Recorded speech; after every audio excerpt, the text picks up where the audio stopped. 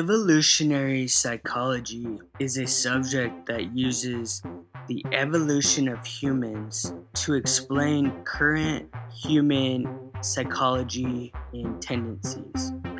For example, men like bright yellow hair on women, like a Playboy bunny, because it means a woman is youthful. Back in the caveman days, there was no way for a man to have a count of a woman's age and thereby how fertile she was. However, before hair dye, you could look at how faded her blonde hair was. The more colorful and more vibrant meant that she was more fertile and healthier. This subject is amazing. It explains so many different things and phenomena in society. For example, Alexandria Ocasio Cortez is notorious for wearing a certain type of lipstick that is bright and red. In evolutionary psychology, this is an evolutionary trick that resembles fertility and is a sexual trigger and increases attraction. One study conducted, which may have since been removed in latest editions of Dr. David Buss's textbook, studied men and women leadership. In the study, there were all variations of groups. Each group had 2 people in it. The idea was to figure out, given an assignment, which person would assume the leadership role between men and women. They had many groups which were combinations of dominant personalities, passive personalities, men and women. Every iteration was tested.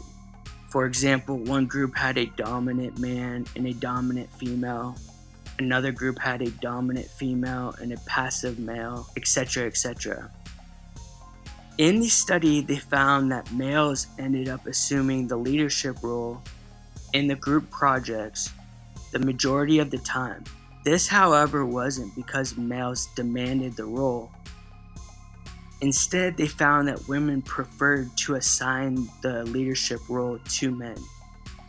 Even in the case of a dominant female and a passive male, or passive male and passive female, the female went out of their way to give the leadership title to the man.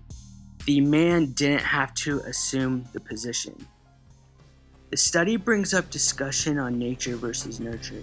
Is this societal type of behavior that is conditioned?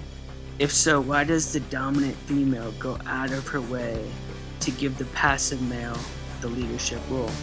The question is interesting with newly elected Kamala Harris. She is the first female vice president of the United States. There are other world leaders and heads of state that are female, such as Angela Merkel of Germany.